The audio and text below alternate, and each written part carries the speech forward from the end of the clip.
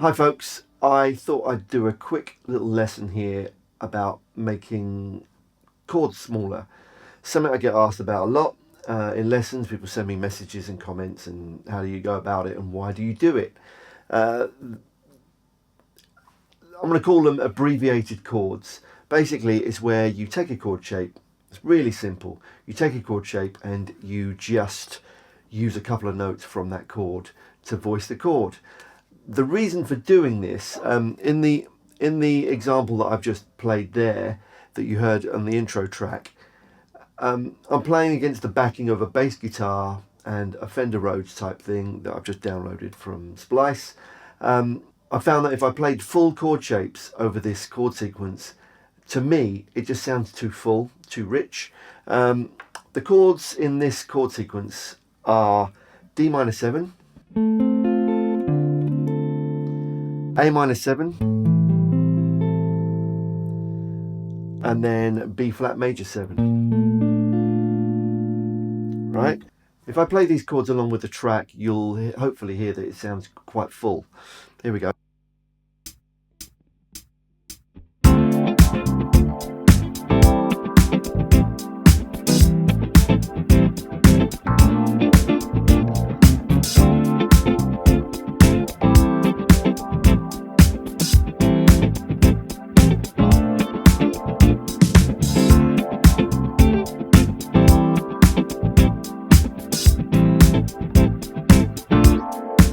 Yeah, to me that sounds too full, it's too rich. The piano is already playing full chords, which means that if you're overlaying a guitar part on top of that, there's a load of information down here that you don't really hear, or you can hear, but it just muddies up the sound a little bit. When I'm playing in a setting like this, and especially on some of the sessions I do, I try and make the chords smaller so they sit at the top end of the harmony.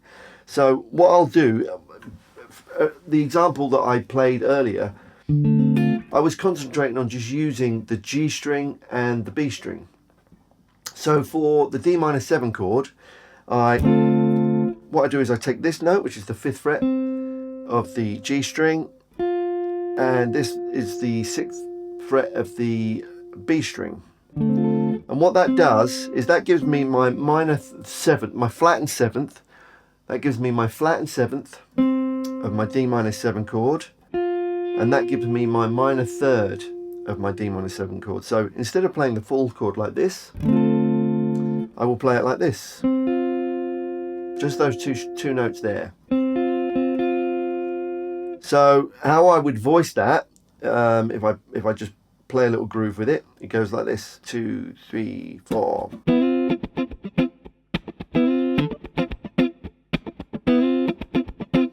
And you can see my hand is curved around the neck. I've got my thumb over the top. This is just the way I do it, by the way. You don't necessarily have to do it this way. It's just how I've done it for years. I'm playing the chord with my 1st and 2nd fingers. So my thumb is muting the lower strings.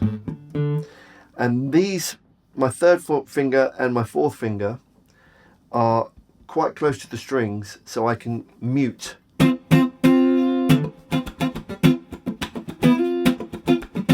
And you can see I'm just squeezing the chord, the two strings, when I want to hear them.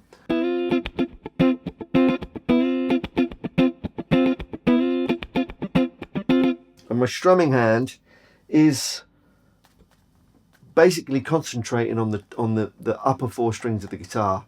I mean the higher strings of the guitar. So I can concentrate. I'm making my strumming hand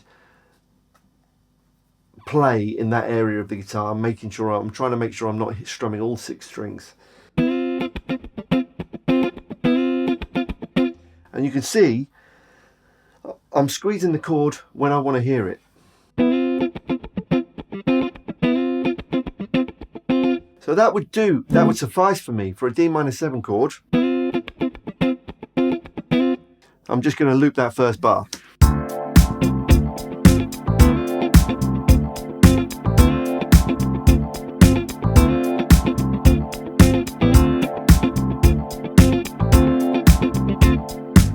to me that sounds, it sits above the keyboard slightly, and it is a much more focused sound to hear, especially in a busy track. Just keeping the guitar chords really small just cuts through the mix a little bit better for me. Another voicing I would use for that, say I was playing a D minor 7, I would take this shape of D minor 7 here, and I would play, if I was concentrating on the B and the G strings, I would play the 10th fret of the G and the 10th fret of the B.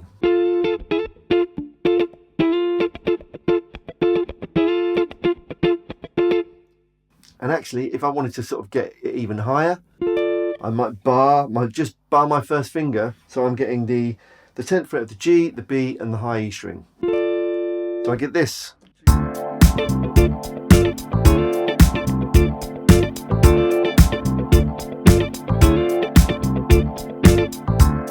So it just sounds much more focused than going.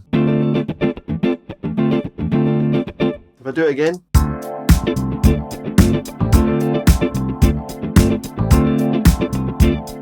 It just sounds too full. I don't know if you agree with that. If you don't agree, leave me a comment below.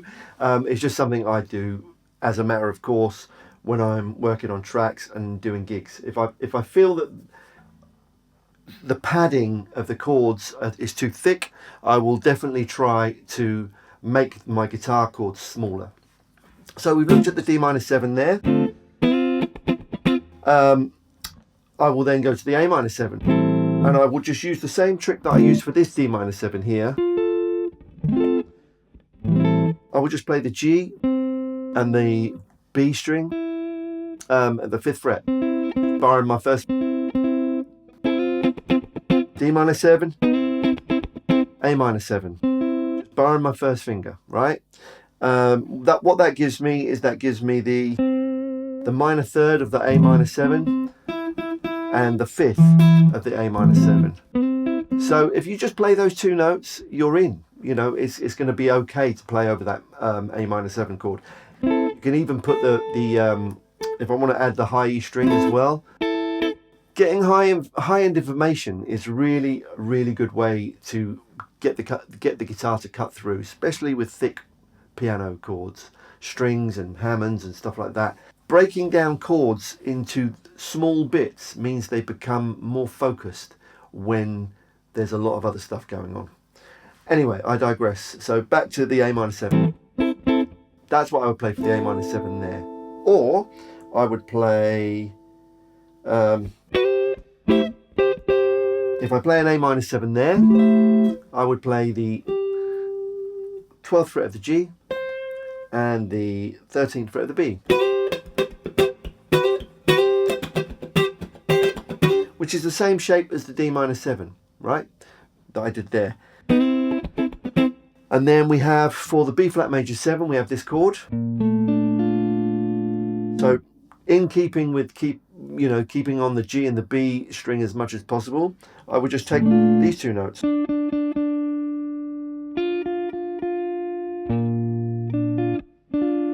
So really, for that first little chord sequence, I'm doing this shape, D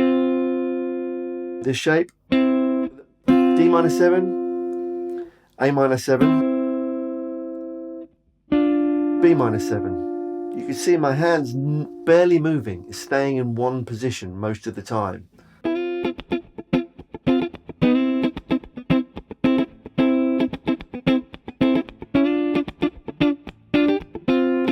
And you see I might add a little embellishment as I'm changing. Like that.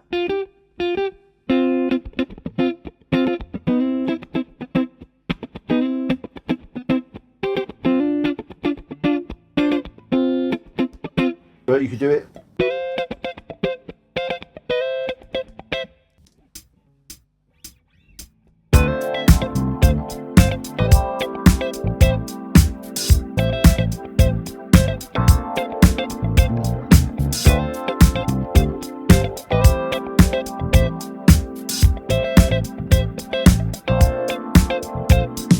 Such a simple thing to do to get the guitar to fit it into a chord sequence or a groove sonically. I hope that's helped you a little bit. Really sort of think about your muting when you're doing it, you know, try and keep things clean so that you can get that kind of sharp, snappy, funky thing happening if that's what you're after.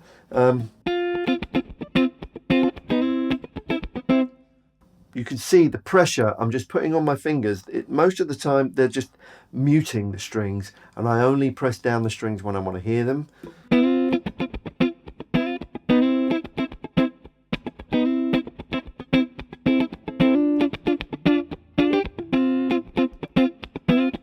You can do this on any grouping of strings you want, really. You know, usually adjacent strings are quite helpful. You can make it 3-note chords if you wanted, but it's just the point of trying to make the chord smaller so it sits above things and doesn't need to be too loud in a track but still cuts through. If you've got any questions, leave them in the comments below. Don't forget to like and subscribe. Thanks for joining me here on the channel, and I hope to see you soon.